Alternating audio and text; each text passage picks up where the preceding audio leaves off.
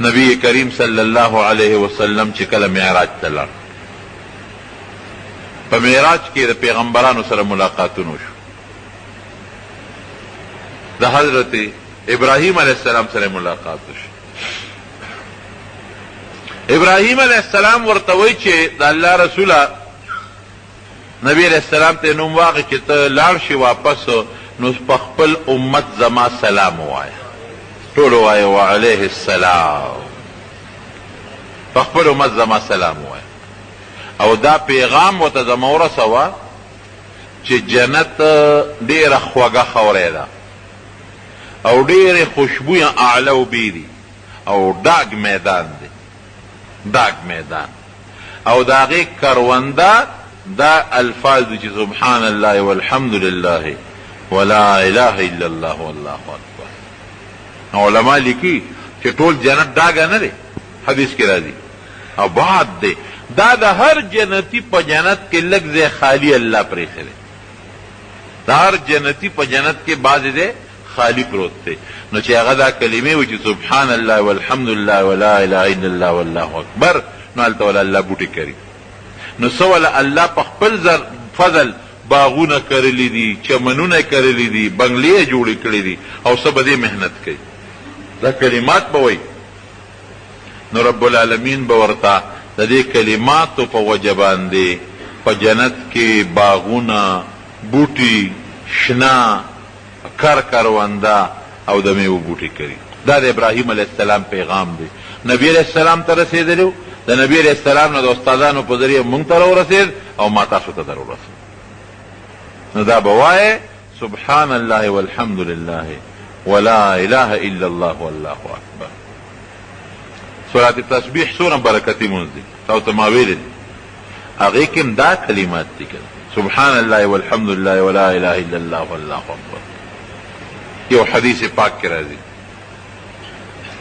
چې کوم ځای کې یو سړی په یو مجلس کې تیر ناسته وکړي، بیا زمونږ مجلسونه خو دي د غیبت ډک، نو په مجلس کې خامخا خلک غیبت هم کوي، یو بل پسې شیطانت هم وکړي، ستغې سپورې مو وایي، کنځل هم پکې راشي، قهقها او دا هم پکې راشي. په مجلس کې د دنیا ګناهونه د انسان نه وشي. نو مونږ خو بیا په دې نه یو، مجلس کې که ډېر ګناهونه مو کړو، پاس نو دا سوچ مونږ نه کوو چې د مونږ نه خو بلا ګناهونه وشو، دا به څه کېږي. نو چې دی د دې مجلس په آخر کې د الله تسبیح وایي، سبحان الله وایي، صرف سبحان الله، یا سبحان الله وبحمده وایي، یا صرف سبحان الله وایي. نو الله پاک چې د ده نه په دې مجلس کې څومره ګناهونه شوي دي، غیبت شوی دی، کنزل شوی دی، او بد ردی ویلی شوی دی، یا غیبت اوریدلی دی، دا کلمات د دې مجلس کفاره شوه. په دا مجلس کې څومره ګناهونه ټول به ورته الله تعالی وبخي. نو مجلس چې کله مو کې دا نه چې ګنې ګناه کوه، دا ګوره جرم دی چې یو سړی راشه ګناه به کوم او دا کلمات به بیا ویم. نه ګناه نه، قصدن ګناه خو ډېر لوی انسان ته په الله غصه کېږي.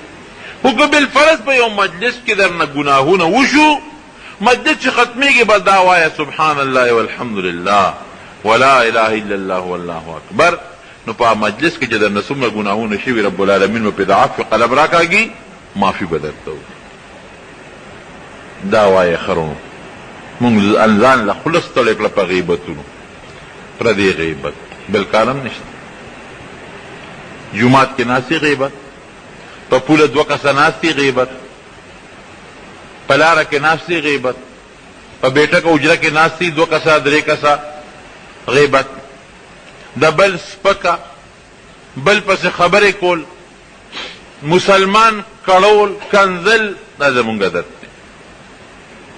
او ردې به الله د قیامت په ورځ ګورې زمونږ نه تپوس کوي. ولی یو حدیث پاک کې راځي، نبی علیہ السلام فرمایي ویره دوو څیزونو ضمانت راکې، زه به د یو څیز ضمانت درکړم. تاسو له یو ژبې ضمانت راکې، یو د مخصوص اندام، چې دا دوه څیزونه به بې ځایه نه استعمالوي، زه به د جنت ذمواري والم. او حدیث پاک کې راځي چې د قیامت پر ورځ به د ژبې په ګناه خلک په جهنم کې پړ مخې پراتی. نو لنډ علاج یې رونو دا شو چې مجلس ختمیږي نو داسې وایي چې سبحان الله والحمد لله ولا اله الا الله والله اکبر. ښه دی رور د ما نه تپوس وکړو چې که دې پسې څوک زیاتي ووایي لا حول ولا قوة الا بالله، لا حول ولا قوة الا بالله کې بیا ډېر لوی برکات ډېر لوی. ځکه یو حدیث یو صحابي فرمایي وی نبی علیہ السلام سره په څاروي سورم مخکې سورو زه په شاته سورو نو وی ما وی چې لا حول ولا قوة الا بالله. وی نبی علیہ السلام راته فرمایل چې دا خو د جنت د خزانو نه خزانه دی. وی او یو حدیث پاک کې راځي چې لا حول ولا قوة الا بالله د 3 بیمارو علاج دی. د څومره بیمارو علاج دی؟ د 3 او پدې کې د ټولو نه راکوټې بیماری څه ده؟ هغه غم دی چې د هغې سبب نه معلوم دی راکوټې ده هغه 2 شپېته د دې نه غټ دي. او معنی څه ده؟ لا حول ولا قوة الا بالله د شیطان او د ګناه نه بچ کېدل نشته مگر د الله په ذات. او په عبادت او تابعدارۍ طاقت نشته مگر د الله په ذات. یعنی د شیطان نه بې د الله نه نشم بچ کېدی او عبادت بې د الله نه نشم کولی. لا حول ولا قوة الا بالله یا الا بالله العلی العظیم. حدیث کې داسې شته. نو دا سلور خو دی ځکه حدیث کې 40 لفظ دی 4 کلمات عند الله سلور خبر د الله پنځ سلور لفظ دی او که لا حول ولا قوة الا بالله دی ورسره وویلا ډېره بهتره شو. سبحان الله والحمد لله الله پاک دی د هر عیب نه. الحمد لله الله له چې څومره ښکلي صفتونه دا ټول د الله سره مناسب دي او الله له ثابت دي. لا اله الا الله ما سوا د الله نه د عبادت لایق بل څوک نشته. الله اکبر الله ډېر لوی دی. او که دا دی چې لا حول ولا قوة الا بالله د عبادت طاقت بې د الله د ذات نه په بله طریقه نه حاصلېږي او د ګناه او د شیطان نه بچ کېدل بې د الله د توفیق نه خلاصېږي. ورونو په دې عمل شروع کې ښه سهار هم وایې ماښام هم وایې تسبو سره هم وایې په لاسونو باندې هم شمېرې او که ډوډۍ مو خوړه وایې ډوډۍ نه مخکې هم وایې او کور زنانو ته وښایې. مونږ سړي دومره په عبادت کې تکړه نه یو لکه زنانه چې څومره په عبادت کې تکړه. نو دا ما چې څه ووایي که څه مو لږې ډېر په دې کې یاد کړي زنانو ته یې واوروئ هغې به په انشاءالله عمل وکړي. او دې ماشومانو ته خو په دې سکولونو کې هم ښایي اول کلمه او دویمه کلمه او درېیمه او څلورمه او پنځمه او شپږمه او څه نو دا ماشومانو ته هم خلک ښایي او تاسې هم خپلو بچو ته ښایې. ورسره یې زه ورته وایې مونږ بچو ته کنزل ښایو چې بچې خبره وکړي مونږ ورته وایو چې هغه کنزل کې سپیز بیا دوی یو ځل بیا ووایه ای ښځې راشه که نه ماشوم خو ډېرې ښایسته ښکلې خبرې زده کړې دي په هغه کنزل یې مونږ خوشحالېږي. نو د هغې کنزلو په ځای باندې یا چې هغه انټوشي وکړي کورې شه کورې شه خدای پاکه دا زوی د سپی دی کورې کوې که بل سپی دلته پروت دی چې کورې کوې کورې شه کورې شه دا څه خبره ده. شیطان له په دې غوږونو کې اچولي دي چې هغه انټوشي وکړي وی الحمدلله. دا طریقه هم ده چې څوک پرنجو کې انټوشي وکړي نو هغه دی الحمدلله وایي بل دی یرحمک الله وایي الحمدلله ورته وایه. نو کورې شه کورې شه سپي ته شړې سپی کوم دی چې دی ته شړې. نو د مارونو دا کلمات ټول وایه یو ځل ما سره ووایه سبحان الله والحمد لله ولا اله الا الله والله اکبر. هکذا مو سره اخره کې ویلا ښه ده چې ولا حول ولا قوة الا بالله العلي العظیم. دا شکر دی خو الله دې په عمل نصیب کړي. زمونږ څلور ملګري دي حج او عمرې له دي او چې واپس راشي نو شراب څکي او چې مونږ دې تپوس کوو نو هغې وایي چې د پاک وطن نه راغلي یو او که خیري بیا به لاړ شو ګناهونه به ماپ شي. زما رونو 2 قسمه ګناه ده. یو هغه ګناه چې د سړي نه بې اختیاره وشي او یا په قصې کړي وي او بیا دې وي چې دا مې څه غلطي کړې او ستومانه شي پې، نو چې دې د الله کور ته لاړ شي نو پروردګار په هغه حج ول هغه ګناهونه معاف کړي. او که یو سړی دې دپاره حج او عمره کوي چې زه به ګناه کوم او ځم او دا به معاف کېږي، دا ګوره د جرم د پاسه جرم دی. دا څه شی دی؟ د جرم دپاره جرم. ته الله له زړه چومه بیا به یې راله معاف کوي، بیا ولړه چوم بیا به یې راله معاف کوي، بیا یې ښه خفه کوم نو بیا به یې راله معاف کوي. نو ته په خپل زړه کې سوچ وکړه چې دا ته الله سره ښه دغه کې معامله کوې او که بده ورسره کوې. نه ګناه ده نه، غیر اختیاري شو ته لاړې، یا قصدن دې کړې ده خو اوس پې ستومانه، یا الله دا مې څه کړي دي، د الله کور ته ځم چې دا ګناه راته الله معاف کړي. او ګوره د معافۍ شرط ولې دا دی چې هلته به الله سره وعده کوي چې بیا به یې نه کوم. نو چې ته په دې نیت ځې چې نه هلته کې به یې معاف کړي او بیا به راځم بیا به کوم او بیا د ژوند د اول څه پته لګي چې بیا به هم رسې که نه. او که په دې نیت دا ګناه کوي چې ځم به کوم به او بیا به راځم، نو ګوره د جرم د پاسه جرم، الله سره ټوقې مه کوه، په دې به د الله راونیسي برباد به دې کړي. دا خو ته الله سره د ګناه سودا کوي چې زه به یې کوم او بیا به راځم. هغه ګناه چې ته پې ستومانه شي او قصد وکړې چې بیا به یې نه کوم، خبره ته الله بخي. کعب احبار یو ډېر لوی عالم تېر شوی دی، هغه وایي چې دا څلور کلمې څوک ووایي دا پورته لاړې شي، د الله د عرش نه ګیر چاپېره تو شي او بنګار کوي. د الله د عرش نه ګیر چاپېره تاویږي او بنګار کوي. بنګار یې څه شی دی؟ وی هغه څوک چې دا کلمې یې ویلي د الله په خوا کې یادوي چې الله نن فلانکي د فلانکي زوی دومره ځله دا کلمې ویلي دي. الله ته هغه سړی یادوي چې چا دا کلمې ویلي وي. او الله په دې څلورو کلمو ډېر زیات خوشحالیږي، ډېر زیات. حدیث پاک کی راضی نبی کریم صلی اللہ علیہ وسلم فرمائی خیر الکلام عند اللہ اربع، دا اللہ پنی سلور خبر ډېر غوره دي. سلور خبرې دا اللہ پنی ډېر بهتر او ډېر غوره دي. هغه سلور خبرې کم دي؟ سبحان الله دا یو شو، والحمد لله دا دویمه شوه، ولا اله الا الله دا درېمه شوه، او الله اکبر دې څلورمه شوه. وروڼو دې کې لومبۍ کلمه سبحان الله ده. دا خو د الله تسبیح ده. معنی څه ده؟ معنی دا ده چې الله د هر عیب نه پاک دی. څومره په الله خوشحالیږي؟ هر عیب، هر نقصان دا په الله کې نشته، الله ته پاک او صاف دی. د خشته ښکلې معنا ده. او حدیث پاک کې راځي چې په اسمان کې یو لیش ځای داسې نشته چې په هغې کې د فرشتې نه وي او په سجده دې نه پرتې.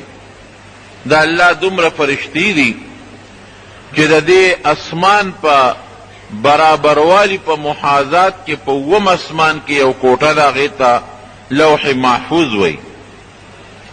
نبی کریم صلی اللہ علیہ وسلم فرمائی کہ روزانہ او یا ذرا فرشتے پاغے کی عبادت کی،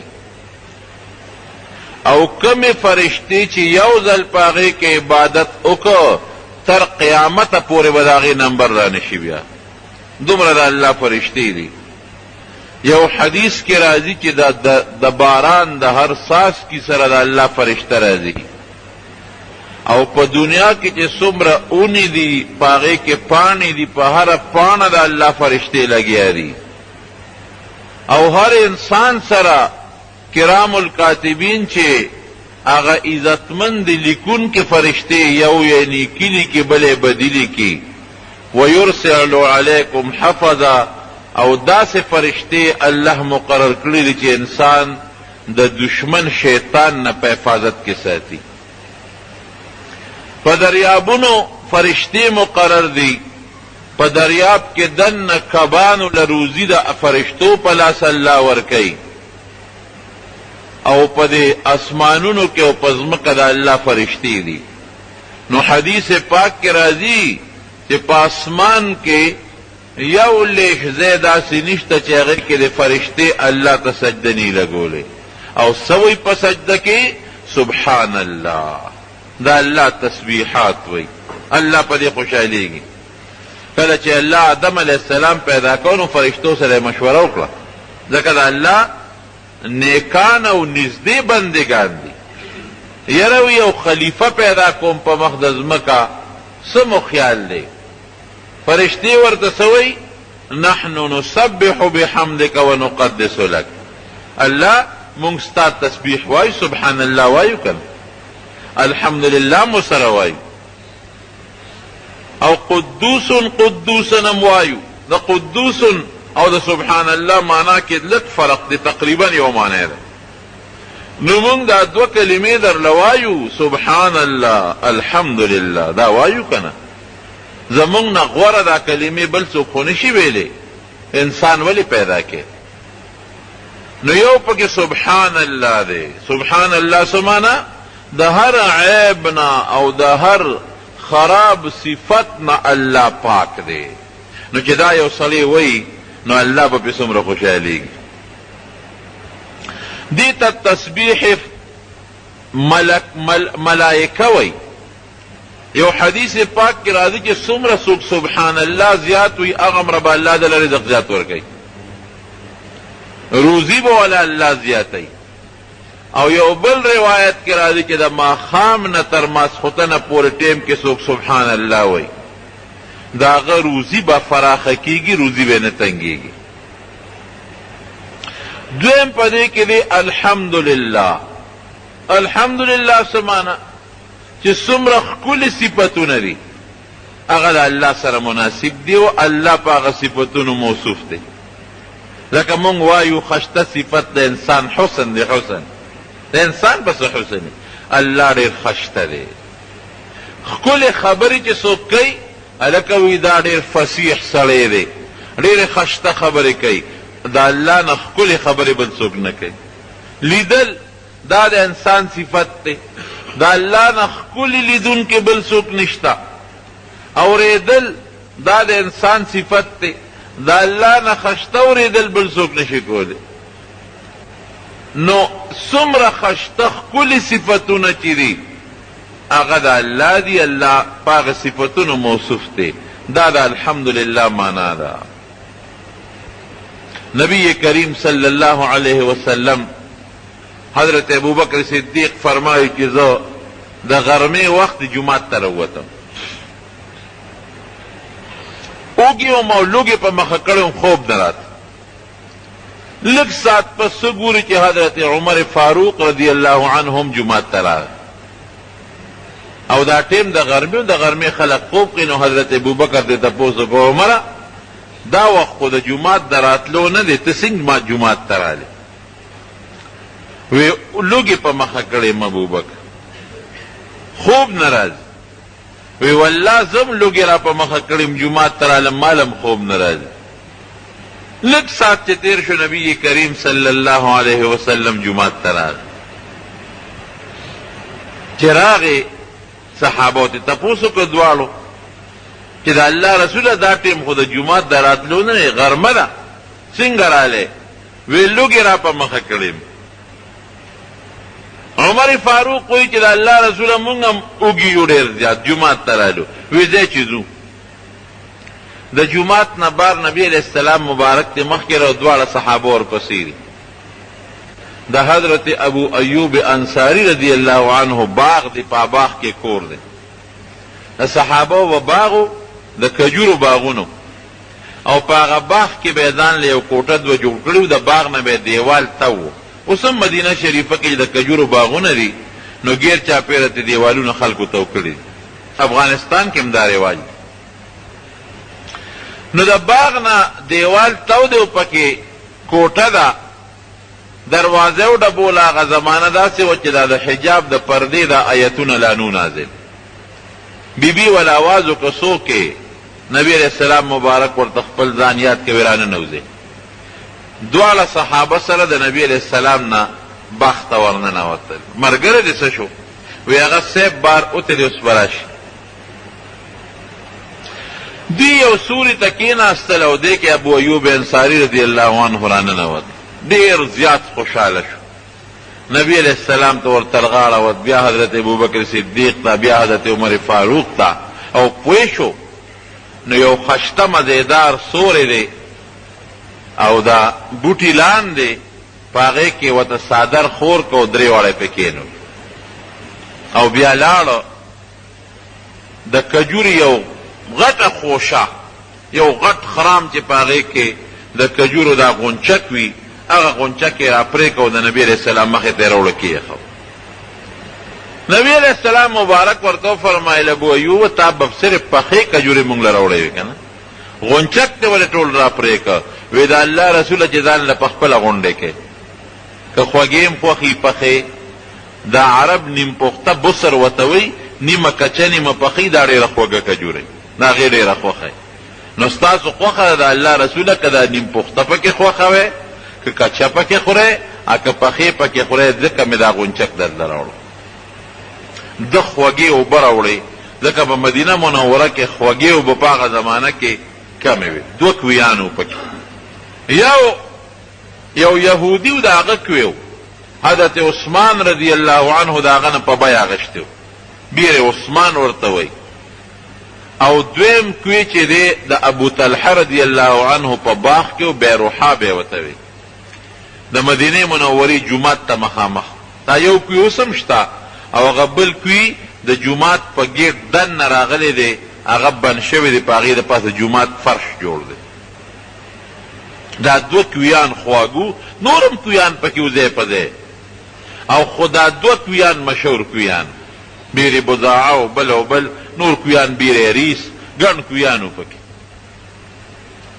نو ده په مشک کې خوږې اوبه م راوړی وې، نو زر یې هغه مشک ویزان کړ یو اونې ته، او هغه خولې وله وسپړده او د هغې نه یې لوښې ډک کړه، او خوږې اوبه یې نبي علیه السلام مبارک باندې وڅکلې په ابوبکر او په عمر رضی الله عنهما. او بیا فوراً چړې ته یې ګوتې کړې او په کاڼي راخ که نبي علیه السلام خو پوه شو چې دی خو خامخا اوس څاروی لالی. رسول الله مبارک ورله آواز ورکړ، ورته وی ابو ایوبه ګورې ته خو مونږ له ذبحه کې، خو پام کوه چې د پیو چیلی حلاله نه کړي، ځکه د پیو چیلی چې دا نه خو پی ورکوي، فایده ورکوي. وی ښه د الله رسوله. یو وړه غوندې چیلوکۍ او هغه یې لاله کړه، او د هغې نه یې سرمن وویسته، او ښځې ته یې وی شابه ډوډۍ پخې که، هغه غوښه یې کټوی کې واچوله او پخې کړه. نبي علیه السلام مبارک ته یې راوړه، غوښه ورته کېښوده، ډوډۍ م وله راوړه، اوبې م ورته مخې ته کېښول، یخ سور م دی. رسول الله مبارک یو ډوډۍ راواغېسته او غوښه یې لږه راواغېسته، په هغه ډوډۍ یې کېښوده. وی ابو ایوبه یو کار خو که؟ وی ولې؟ وی دا یو څه فاطمې باندې م د 4مې 5مې ورځې نه لوږه ده، دا لږه ډوډۍ او دا غوښه هغې له اوس بیا راځه. وی ښه د الله رسول. لاړ هغه ډوډۍ او هغه لږه غوښه د نبي علیه السلام مبارکې لور حضرت فاطمې رضی الله عنها ته ورسول. واپس راغی نبی علیہ السلام مبارک او صحابه او دې مور سره کېناست، هغه غوښه او ډوډۍ وخوړه، اوبې وڅښلې، ناګانه په ژړا شو. وی ژړی. عمر فاروق رضی الله عنه لږ دلیر او زړور و، تپوس یې ته وکړه د الله رسوله ولې دې وژړل؟ وی زما په الله قسم، نبی علیہ السلام فرمایي چې د دې نعمت به د قیامت پر ورځ الله زموږ نه تپوس کوي. لوا تور وزو نار او لوگا او بل مسلمان ولا دعوت کوي هغه خوري، او نبی علیہ السلام پاغه ډوډۍ د پاسه جاړي چې موږ نه به الله د دې نعمت تپوس کوي. وی دا الله رسوله کم نعمت؟ وی دا خشته ډوډۍ او خشته خوږې اوبه او یخ سورې، دا 3 نعمتونه موږ نه به الله تپوس کوي. صحابه پړچېدو شو، لاس خو غر کېدل دي، ځکه چې اوبه نسکې خو د تندې مرې، او که سکې نو الله به تپوس کوي. ډوډۍ که نه خورې خو د لوږې مرې، او که خورې نو الله به تپوس کوي. یخ سوري ته که نه کښېنې خو د ګرمۍ نه مرې، او که یخ سوري ته کښېنې الله به تپوس کوي. دا خو ډېره ګرانه شوه د الله رسوله. نبی علیہ السلام مبارک جواب کې وفرمایل ډېر احسانه کړه، وی ښه چې د داسې نعمت نه مخکې یو سړی ووایي بسم الله، مخکې څه ووایي بسم الله. او چې کله ځان موړ کی یا تند سړه کی او بیا داسې وایي الحمد لله الذي اشبعنا وانعم علينا وافضل، هغې ذات له ثنا ده چې زه موړ کړم او په مې خپل نعمت پوره که، نعمت یې راکه او ډېر ښه نعمت یې راکه چې دا ووایي نو بیا ورته الله را دې نعمت تپوس نه کوي. کار آسان شو که ولې ډوډۍ الله درکوي. که ته وایې دا خو وږیم او ډوډۍ ده او ما محنت کړې دی چې تر څو الله توفیق نه درکړي قسم دی که د خپل غنمو نه یو دانم راوړئ ګلی دله باندې الله راورولی شي اوبه در باندې وچولی شي بل افت راوستی شي. یخې اوبه کله کله چې دا ګرمي شي او سخته شي دا اوبه په دې کوي کې ویخله لاړې شي. زمونږ په دې وطن کې خو بیا هم د اوبو ګزاره کېږي. تیر کال نه مخکې کال تاسو په اسلام آباد کې نه کتل چې اوبه نه میلاوېدلې، بیا به په ټینکرو کې اوبه راتلې او د خلکو ته به کورونو ته تلې او هغه به جمع کولې. اوس هم په مکه مکرمه کې د اوبو تکلیف، دومره تکلیف دی د اوبو. دلته کې دا تاسو ګوره بیلونو کې راځي چې ګورې بجلي کم استعمالوي، هلته ځای په ځای په دیوالونو لیکلي وي، په بورډونو لیکلي چې د الله دپاره اوبه کم استعمالوي.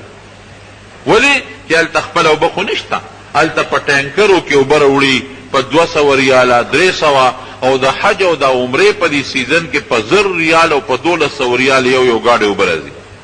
په دومره تکلیف هغه اوبه راځي، خلک یې لاندې کوي کې جمع کوي او بیا په ډیګۍ ته په موټر په ذریعه باندې رسوي. اوبه خو د الله ډېر لوی نعمت دی او ورونو یخ سوری بیا د الله څومره لوی نعمت. بجلي کې لاړه شي، دا لوډ شیډنګ راشي، په سوري باندې ناستې ګزاره نه کېږي. نو د الله دا نعمتونه دا د الله په اختیار کې دي، د الله د توفیق نه دي.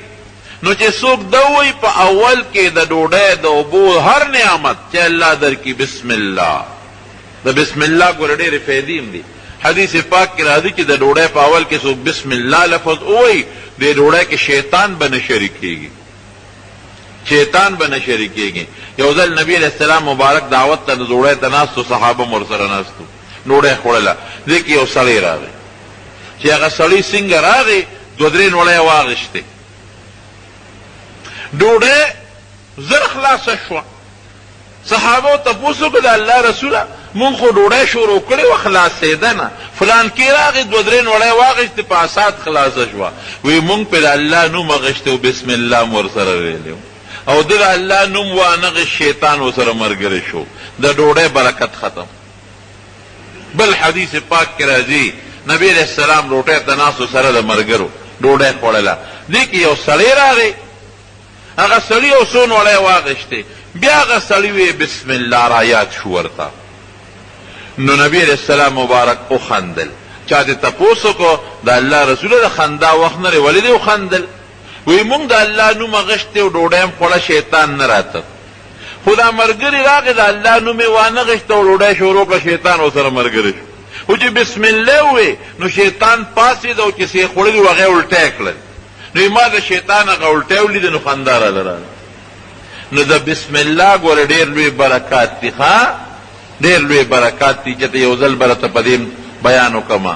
خو د هر نعمت نه مخکې به څه وایې بسم الله یا بسم الله الرحمن الرحیم. دې کې ډېره لویه فایده ده. د ما یو ملګری اوس مړ دی، الله دې وبخ، نوم یې نالم. الله په ډېر لوی فضل کړی او ډېر لوی احسان او ډېر په غریبۍ کې مالدار شو، ډېر مالدار شو، کورونه او جیدادونه او ګاډي او موټرې. ناګانا یکدم پرېوت، کورونه خرڅ شو، ګاډي خرڅ شو، ځمکې خرڅې شوې، هم ورپسې لاړ. پردی ډرایور شو خوار، بل له ګاډي چلو، هغه هم ترې لاړ او حتی کې څه موده پس بیا وفات هم شو. ما ته څه موده پس یو ملګري هلکه مې پلان کې مې ډېر یاد شوی دی، الله دې وبخي. داسې ته خو ورسره ډرایور وي، چې کوم د ورسره ډرایور و، د داسې څه عمل ته څنګه یکدم اوچت شو، بلا مالدار شو او بیا فوراً پرېوت، هغه ځمکې او جیداد او کورونه ګاډي هر څه لاړل، پردي مزدور شو. ما ته وی مولوي صاحب یو چل پکې و، یو ځای کې ته یو غلطي وشوه. وی ما ورته یاد کړه خو د هغه غلطۍ بیا مغه توبه ونه ویسته. مې هغه څنګه؟ یو ځای کې یو ګاډی واغېسته، یو موټر یې واغېست. وایي چې موټر یې واغېسته نو وایي ما چابي را واغېسته هغه خرڅوونکي نه دله مې ورکړه چې کېنه ورته سټارټ یې کړه. وایي چې دې ګاډي ته کېنه چابي تاوله مې چې د الله نوم پرې واله بسم الله. وایي دې ما ته وایي چې دا هغه موټر لم چې بغیر د خدای د نوم نه مې سټارټېږي. زه هغه موټر اخلم چې بې د خدای د نوم نه مې سټارټ کېږي. ګوره کبر راغی لویي راله چابي پې تو کړه سټارټ شو. اقر ورځې نه سړی لال پرېوت ورستر وځه لال ختم شو. یا د خپلو ګاډو مالک څلور پنځه او د خپلو بنګلو مالک یا پردي ډرایور او هغې کې ملال ختم. بسم الله کې ډېره لویه فایده ده. د ډوډۍ نه هر څیز نه مخکې په دروازه نه نوځې وی بسم الله. او چې کله ډوډۍ وخورې نو د نبي علیه السلام مبارک نه څونه الفاظ دي. دغه حدیث کې خو داسې دي چې الحمدلله الذي اشبعنا، هغې الله له ثنا ده چې دې موړ کړم، مونږ یې ماړه کړو.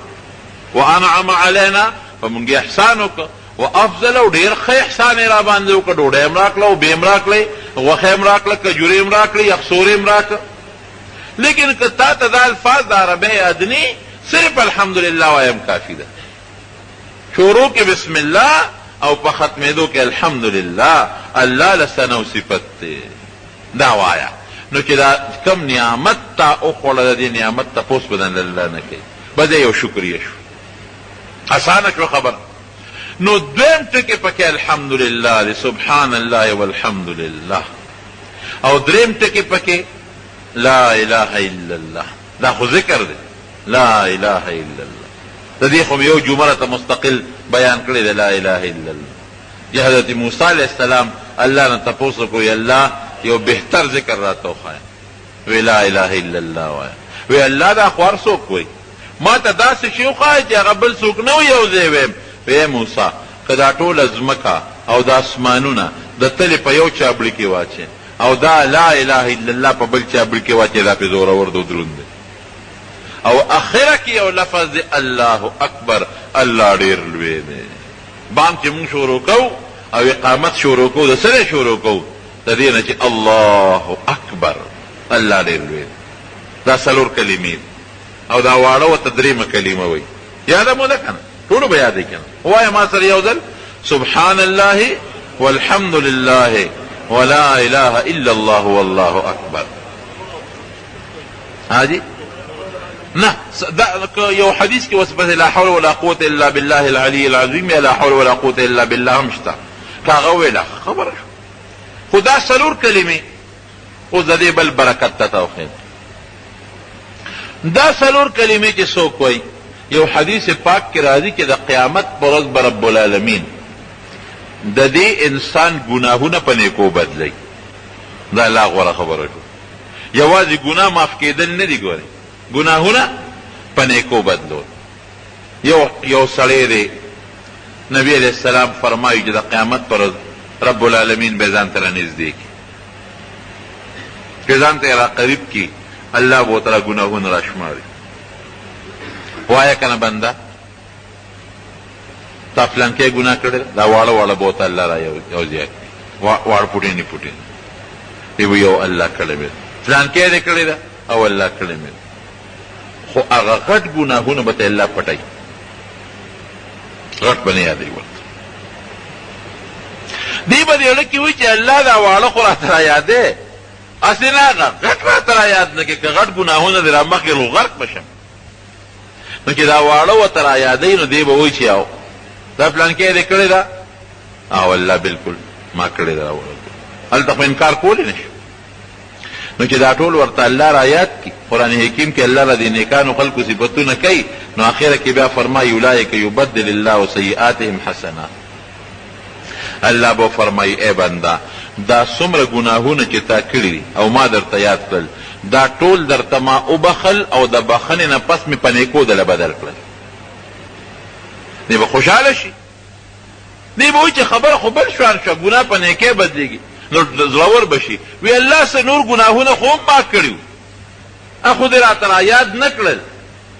الله به فرمایي بنده امې یاد دي، امې دله د دې نه مخکې په نیکو بدل کړي دي. امې ځکه را یاد نه کړل چې ته پریشانه نه شي خو نه یېرېږي. دا د الله ذات دی رونو. الله ته څه دي؟ الله ګوره بنده چې د خوشحاله که هر څه یې هیر شي، څومره چې خفه خو چې لږ د خوشحاله که هغه ټول خفګانونه یې هیر شي. نو پروردګار عالم رب العالمین د ټول کائنات رب چې لږ دې خوشحاله که قسم دې د الله هم ګورې هر څه بیا ختموي. یره خو د الله نشته داسې نه چې ویلې، خو هر څه ختموي، د عفو قلم پې راکاږي. اخیري سړی چې د جهنم نه به وځي او جنت ته به ځي، بلکل اخر دا مسلمانان به الله جهنم نه وباسي، جنت ته به ځي. او د عمل په انداز به ځي. د چا عمل که ډېر خراب دی نو ډېر عمر به جهنم کې وي، او که د چا عمل لږ خراب دی لږه موده به جهنم کې وي. اب الله ته پته لکه دنیا کې سړی په جیل کې د چا جیل 4 میاشتې دی، د چا 6 میاشتې دی، د چا 1 کال دی، د چا 15 کال دی، د چا 20 کال دی. دغه رنګې د جهنم قسم ده. یو سړی به هغه به الله په آخر کې وباسي، نو چې دې چغې به وباسي، او داسې چغې به وباسي چې ډېرې چغې به وباسي. نو الله به یې راوباسي، بنده فرښتو ته به حکم وکړي دا بنده وباسي، د جهنم په دې غاړه به یې کښېني، او د جهنم ته به ورله مخکي. نو چې دې څنګه روځي او دې په خړپوسو منډې وایي، خوشحاله وایي، اجازت به میلو شي، دې به به راخېږي. نو جهنم ته به مخ نو دې به وایي چې الحمد لله الذي انجاني من هذا، هغې ذات له ډېر لوی حمد او ثنا ده چې د دې مصیبت نه خو یې بچ کړي. خوشحاله به چې جهنم نه خلاص شو. چې څه مدت تېره شي نو دا مخ به هم سوځي، دا سینه او خېټه به هم سوځي. نو دی به الله ته سوال وکړي چې یا الله د جهنم خو زه وسوځولم، زما دا مخ او زما دا سینه او دا چهره خو یې راله وسوځوله. یا الله یو سوال دنه کوم، دا مخ راله دی بل طرف ته واړوه، دی بل دنیا نه خو نه دی خبر چې دا شاته مخ وړي چې څه به، خو دې به په لږ کې سوچ کوي چې که دا مخ مې وړېد او نه سوځي نو دا ما لپاره ډېر لوی غنیمت دی. الله به ورته وفرمایي چې بنده داسې به وکړم، خو بیا بل سوال خو به نه کوې که نه. وی نه، زما توبه راکړه، بل سوال مې وکړه. مخ به وله الله بل طرف ته واړی، چې مخ وله سینګ واړي، مخامخ به ورته یو اونه ښکاره شي، د هغې به سوري وي، او د هغې خوا کې به اوبه ورته ښکاره شي. اړه کې به وایي دا مې څه نیمګړی سوال وکړو، دا خو مې شا سوځي، ملا مې سوځي. او د جهنم تو الله دې مونږ له امان راکړي. ډېره سخته خبره ده. د ابو طالب متعلق نبی علیه السلام فرمایي، د ابو طالب وی د ټولو نه لږ عذاب کې به پروت وي، صرف خپې به یې په عذاب کې وي، د اور سپلی به یې په خپو وي، د اور سپلی، او د هغې به دومره تو وي چې مازغه به یې خوټ کېږي. وی الله د دې نه ما لرې که دا مخامخ اونه ده، که دغې له مې بوځې او لږې غوندې اوبه دي، دغې له دې ورنږدې کړمه. الله به ورته وفرمایي چې بنده دا سوال به دې قبول کوم، خو بیا بل به کې. وی نه بس بل نه کوم، دې بړه کې وي چې جهنم نه بچ شمه، او دې ونې له ورسمه، اوبه هم دي پکې به غوټوم لا اوم وامه، او اوبه هم تسکم. دې نه لوی نعمت بل که جهنم کې خو اوبه نه وي که نه، د جهنم اوبه څه دي؟ جهنم کې چې جهنمیان له جهنمی له الله تعالی دې وږي شي که نه، نو دې به ډوډۍ غواړي، خوراک به غواړي. نو زقوم یو بوټی مارجړی ورته وایي، تریخ هم دی او ستغ هم دی. ستغ په دې مری کې نه تېرېږي، او غني ازغي دي پکې، غني دي پکې، ابه وله وټکئ دا واله، دې به وږي نو به خولې ته کړي لوګې دنه چې سړی مري خو هر څه خوري، ابه په دا مری کې ونښلي. نو چغې به کړي، چغې به کړي چې یا الله خو مری کې ونښته، څه راکه اوبه راکه چې دا پې تېرې کړم.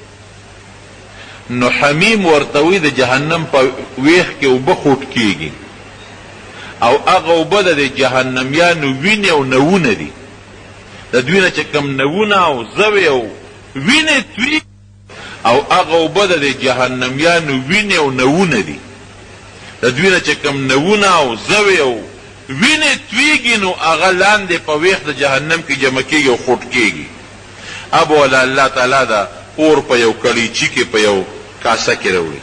دا وه نو حدیث پاک کې راځي چې د مخ ته رانږدې کې دونه به ګرمي چې د مخ سرمن به په هغې کې را پرېوځي او چې د مرۍ ته کې او تیرې کې نو قطع امعاءهم کلمې به د لاندې وغورځوي هلته خو مرګ نشته که دا د جهنمي اوبه دي نو دی چې هغه سوري وویني او هغه اوبه وویني دی به وایي چې خدای پاکه یا الله دغې ته بنده دې نه پس به بل سوال وکړي وایي بل سوال به بالکل نه کوم در سره مې وعده ده نو حدیث کې راځي چې الله ته به وعدې او عهدونه او دا به ورکړي او خبره به کلکه کړي چې بل سوال به نه کوم الله به فرشتو ته حکم وکړي چې رای اورېدل دا هغه ونې خواله به راشي نو هلته به دې ولامبي په هغه نیر کې ابه ډېرې خشته وبي چې ولامبي هغه توروالی چخنوالی او هغه دانې او هغه زخمونه د جهنم هر څه به ترې ختم شي نهر الحیا پاک صاف خشته ښکلی وجود به شي چې څومره سرمن سوځېدلې ده او پیپونه پرې راغلي دي او نوونه او زخمونه او دانې او توروالی ختم تک تور به وجود چې جهنم نه روځي لکه سکاره په شان تور پاک صاف بشي او به به ومسکي یخ اعلی تنده به ختمه شي او د هغه اونې په غاړه به دې کیني چې کیني او دمه شوله غوندې مخامخ به ورته یو بله ونه ښکاره شي او به له دې نه ګور سوري هلته به له دې نه خشته یخې اعلی اوبه به شرلار به کوي دی به څه زمانه چپي بیا به یا الله دغه اونې ته مې نږدې کړه د هغې سور هم لږ ګور دی اوبه هم د هغې لږې یخې مزېدارې دي الله به ورته وایي دوکه بازه دوه ځله خو دې را سره وعده وکړه چې بل سوال به نه کوم نو بیا بل سوال کې به ډېرې اعلی یخې پکې به دوه درې غوټې مو وهي اوبه به هم دسکي او هغه اونې لاندې به وي خو چې هغې ته نږدې شي نو اوبه ګوري د جنت دیوال به ورته ښکاره شي خدایه دا مې څه نیمګړی سوال وکړ خو د جنت مخامخ دیوال دی هغه مخامخ چې په چت جنتیان ښکاري هغه خو پکې زما ملګري په دنیا کې دا یو وسۍ کې پکې دیوال به ویني د هغې هغه شور او هغه چغار به ویني لکه به سوچ کوي که د الله نه دا سوال وکړم چې الله جنت ته مې بوځي دا خو ګرانه ده ځکه زه خو دوزخي نه دوزخ نه راووتم نو اسې نه الله غصه شي د الله هغه غصه خو بیا په زړه کې پرتی او بیا اعلان وکړي چې ښه جنت غواړئ ورللی کړی دی جهنم ته نو اسې نه په مصیبت کې بیا پرې ونه ځمه زه راشئ یو سوال ته وکړه چې د جنت دې دیوال ته نږدې شم که نه د دې ملګرو دا خبرې به واورم او هغه ډېر خشته ځای دی هر څه به ووینم نو د الله نه به ته بیا سوال وکړي یا الله یو سوال ده نه کوم بیا څه وی بني آدم د آدم اولاده څه وی دې دیوال ته مې لږ ورنږدې کړي تا اوس ما سره قسم نه وکړی وعده یې نه وکړی وایي بس الله ستا په ذات مې قسم یې دا اخري سوال دی بیا به نه کوم ګوره دوکهبازه بل سوال به وکړي وی نه بس بل سوال به نه کوم نو بیا قسمونه او وعدې الله به فرشتو ته حکم ښه رانږدې کړي هغه دیوال ته دیوال نه به راشي چې دیوال ته راشي خو واقعي مزېدار ځای دی نهرونه هم د دیوال خوا کې بیږي میوې هم شته او دیوال نه پورې غاړه جنتیانو هغه شور او د هغې هغه خبرې مو اوري خو بیا بله کې وایي چې بیا دې نیمګړی سوال وکړو دا دروازه نه وخه چې د دروازې را خوا مې ته غوښتې وې چې دننه خو مې هر څه لیدې که نه دا خو زه بار یم او شوق کې به نور هم راشي چې د جنتیانو هغه چغار او هغه خبرې او خوشحالۍ او خنداګانې اوري نو یې څه موده به چپي نبي علیه السلام فرمایي نو اخره کې به بیا د الله نه سوال وکړي یا الله د دې قربني الی باب الجنت دې دروازې ته خو مې نږدې کړه چې په سترګو خوا څه ووینم نو بیا به ورته الله وایي دوکهبازه یې د آدم اولاده قسم خوره څومره دوکې دې وکړئ څومره وعده خلافی دې وکړئ او څومره قسمونه دې وخوړل چې بل سوال به نه کوم او بیا بل سوال کې وی بس دا مې اخري سوال دی زما دې قسم یې ستا په ذات کې بل سوال مې وکړو نه به کوې وی نه ښه دروازې ته نږدې کړي چې د جنت دروازې ته نږدې کړي که نه هلته به یو ډېر خشته حوضي مزېدار هغې کې به اوبه مسکي او جنت به وویني د دننه د جنت هغه خوشحالۍ به وویني هغه ملګري به پکې صحیح کړي او جنت بس لنډه خبره داره جنت باندې او جمعه به راته بیان چېته وکړم انشاءالله یو مولانا صاحب وی د جنت جون نیمه خدای ده نو د خدای پاک دو صفتونه دي چې څه پیدا کوي پیدا کولی شي دې صفت دی کنه وایي کنه چې څه پیدا کوي او چې او د الله دا صفت دی چې څه پیدا کوي نو پیدا کولی شي دا د الله صفت دی او دویم دا چې څه حاضرین او حاضرولی شي نو د جنتی دا یو صفت نشته پیدا کول نشي کولی خو لیکن چې څه غواړي هغه ملاویږي میوه غواړي درته ملاویږي جامه غواړي درته ملاویږي او څه قسم سیز ولهم فیها ما تشتهي الانفس د زړه کې چې څه تېرېږي هغه به ورته الله تعالی ورکوي نو چې د جنت دروازې د نږدې چې د جنت هغه خوشحالۍ وویني الله دې موږ ته وښولي کړي او بیا په جنت کې هغه د ملګري وویني هغه نعمتونه وویني دا مې څه نیمګړی سوال وکړ نو دې به څه موده چپي حدیث کې راځي ډېره موده به چپي اخر به یا الله دې جنت ته خو مې وردننه کړه الله به ما اغدره کړه یا بني آدم ای د آدم اولاده څه دوکه بازې ډېر غټ دوکه باز وعده خلاف نه قسم ماتونکې یو ځل سوال کوه نو هغه د هغې نه پس بیا کوه د هغې نه پس بیا سوال کوه د هغې نه پس بیا سوال کوه څومره به وعدې دې وکړی او دې ماته کړی نو دی به یې وجیبه ناشنا خبره وکړي وی الله نو ما سپیره بنده مه جوړوه که نه چې جنت نه باري خوا سپیري نو ما سپیره بنده ولې جوړی الله ما جنت ته وردننه کړه نو رب العالمین به وخاندي الله داسې خندا نه کوي لکه د موشتا په شان دی خوشحاله بشي رب العالمین نو الله به ورته وفرمایي ښه جنت ته خو چې ورځې زه وردننه کوم دی خو جنت کې ته څه غواړې وغواړه وی الله ډک دی یو غاړې ته به کښېنم جنت خو ډک دی ځای پکې نشته وی ته غواړه شابه وغواړه نو دی به یو نعمت نو بل بل بل بل بل دا نعمتونه به دی غواړي چې دی په دې نعمتونو ستړي شي نو بیا به ورته الله یادوي ای بنده پلانکې شی دی ونه غوښتو هغه غواړو ای بنده پلانکې شی دی ونه غوښته هغه یاد کا الله به ورته یادوي نو چې الله یادوي چې به څه نعمتونه نو چې په هغې هم دا سړی ستړي شي که نه نو رب العالمین به ورته ووایي چې ښه چې دا کوم تا یاد کړل او ما درته واورول د دې لس چنده ستا دي ورننوځه لس چنده نو دی به وایي تستأذن بي وانت رب العالمین الله ته د رب العالمین ټول مخلوق رب او ما پر ټوقې کې خنداګانې را پورې کې جنت خو ډک پروت دی د دې لس چنده چې دا ما څومره ووي وی یو زه ته ورننوځه الله به بیا وخاندي خوشحاله به شي ته ورنو دې لس چنده جنت ستا دا سړی به جنت ته ورداخل شي دا به څوک دا به هغه کسي چې په جهنم کې د ټولو نه زیاته سزا وموني الله دې وساتي ګورې اخر خو د خوشحالۍ کې ټیک د جنت ته ننوت خو دا ونه وایي چې خدای دا خوشحالي راکړي نه بیخې وتلې په جهنم کې اور والې دی د جهنم کې اخیري وتونکې سړی دی او جنت ته اخیري داخلېدونکې سړی دی دا به څوک چې په زندګۍ کې یو ځل دا ویلي چې سبحان الله والحمد لله ولا اله الا الله والله یو ځل یې ویلي د الله نوم یو ځل اخیستی دی بس ایمان یې راوړی د الله نوم یو ځل نو چې ته د ورځې لس ځله ووي او سل ځله ووي او 200 کرته ووي او 500 کرته ووي نو کوم مقام به دې وي سبحان الله والحمد لله ولا اله الا الله والله اکبر نبی کریم صلی الله علیه وسلم چې کله معراج ته لاړ په معراج کې د پیغمبرانو سره ملاقاتونه وشو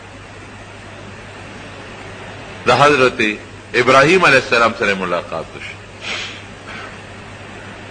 ابراهیم علیه السلام ورته وایي چې د الله رسوله نبی علیه السلام ته نوم واخلې چې ته لاړ شي واپس نو په خپل امت زما سلام ووایه ټول ووایه وعلیه السلام په خپل امت زما سلام ووایه او دا پیغام ورته زما ورسوه چې جنت ډېره خوږه خورې ده او ډېرې خوشبویه اعلی و بیدي او ډاګ میدان دی ډاګ میدان او د هغې کرونده دا الفاظ دي چې سبحان الله والحمد لله ولا اله الا الله والله اکبر. علماء لیکي چې ټول جنت داګه نه دی، حدیث کې راځي او بعد دی دا د هر جنتی په جنت کې لږ ځای خالی الله پرېښی دی. د هر جنتی په جنت کې بعض دی خالی پروت دی. نو چې هغه دا کلمې وي چې سبحان الله والحمد لله ولا اله الا الله والله اکبر، نو هلته ولا الله بوټي کوي.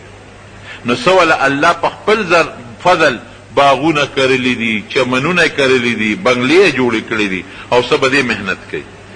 دا کلمات به وایي. نو رب العالمین به ورته د دې کلماتو په وجه باندې په جنت کې باغونه، بوټي، شنه، کرونده او د میوو بوټي کوي. دا د ابراهیم علیه السلام پیغام دی. نبی علیه السلام ته رسېدلی، د نبی علیه السلام نه د استادانو په ذریعه موږ ته راورسېد او ما تاسو ته در ورسېد. نو دا به وایې سبحان الله والحمد لله ولا اله الا الله والله اکبر. سورت تسبیح څومره برکتي مونځ دی، تاسو ته ما ویلي دي. هغې کې هم دا کلمات دي که سبحان الله والحمد لله ولا اله الا الله والله اکبر. محمود غزنوي رحمت الله علیه یو ډېر لوی بزرګ تېر شوی دی، بادشاه مو بزرګ مو. پخواني بادشاهان داسې نو لکه دې زمانې دا چې کم دي، دې زمانې دا ناولې او په ګن ککړې بادشاهان، او بیا زمونږ دا روشن خیاله بادشاهان. روشن خیال خدای خبر، زه په دې حیران یم چې دا روشن خیال لا څه ته وایي. پښتو کې خو دا معنا چې روښانه خیال. نو زه خو وایم روښانه خیال دا معنا چې نه مذهب نه مني او نه بل شی مني او نه بل شی مني، خو چې په کم طرف ورغی. هغه زمانې بادشاهان بزرګان به وو د دین. محمود غزنوي هغه غزني ده او د افغانستان د هرات او د ایران د دغه سرحداتو نه راخوشې شو او د هندستان په سومنات باندې د اسلام او د ایمان او د شریعت او د توحید جنډه ښخه کړه. محمود غزنوي ډېر لوی بزرګ دی. او چې کله سومنات فتح کو، تاریخي واقعه ده چې په کومه علاقه به راغی د بوتانو دا ګرجې دا به یې ختم کړې، دا به یې روانې کړې.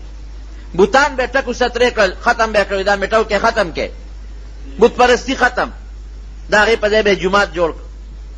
سومنات ته چې لاړه، هلته یو لوی مندر و، مندر دی ورته مندر وایي. هغه مندر باندې حکم وکړو چې دې مندر کې څومره بوتان دي دا ټول مات کې. چې کوم واړه واړه بوتانو او واړه واړه خدایان ورته دی وایي، هغه ټول مات کړل.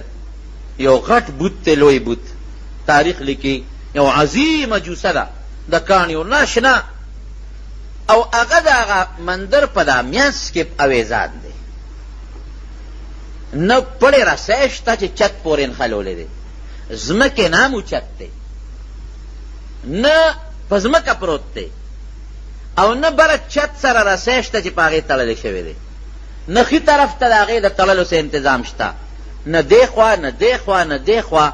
خلکو به وی دې ته خدای وایي. وګورئ په هوا کې د کاڼ یو لویه مجسمه، څو منه بوت په دا هوا کې دا دقسې بند ولاړ دی. په هوا کې یو کاڼ چې ودرې ټینګېدی شي نو څه چل به کېږي؟ لاندې به غورځېږي، او یا به پړي باندې بره تړی. دا بوت نه په پړي بره تړلی شوی دی او نه لاندې را غورځېږي، نه چا لاس کې نیولی دی، نه ټیک ورته شته. دنیا خلک به راتلل او هغې ته به یې سجدې کول او دغه به هغه خپل لوی خدای ګڼه. محمود غزنوي رحمت الله علیه ته هغه خپلو فوجانو وایي چې صاحب دا بوت خو ماته و، خو ته راشه لږ تماشه پرې وکړه چې دا ټینګ پسه دی. هغه چې راغی ویې کتل، دا ټول هندوان او مشرکان رالل او په خپو ورته پرېوځي چې صاحب خدای دپاره کا، او دا یو راته پرېږده، بس دا زمونږ لوی خدای دی، دا راته پرېږده. څومره پیسې چې غواړې تاله درکوو، څومره دولت چې غواړې تاله درکوو. د دې ملګرو ته لږ لږ صبر وکړې، څومره دولت به راکړې، وی خولې نه وباسه. څومره سونه غواړې، څومره زر غواړې، څومره پیسې غواړې، څومره چې ستا د خولې نه وځي موږ درته راجمع کوو. ټول هندوستان کې چنده درته کوو، راغونډو درته، او ته پې ځان له د جهاد سامانونه واخله، ځان له پې تورې واخله، ځان له پې بل سواله بل سواله. په دا څه کې دا یو راته پرېږده. دله بعضې د فوج مشرانو مشورې ورکړې، وی صاحب د دنیا بوتان هم مات کړل، دا یو دی پکې پاتې صحیح کړ. دومره دولت به راکړي چې زمونږ بلا د جهاد سامان پې کېږي، زمونږ پې ډېر جوماتونه جوړېږي، په دا یو بوت به ورته پرېږدو، زه پرېږده و دوی خدای خبر چې دا په څه انتظام باندې دی، دا به ورته پرېږدو او هغه پیسې به ترې والو. ده وې زه په دې به مشوره وکړو، سهار به فیصله وکړو. اوس لا غږ مه کوئ.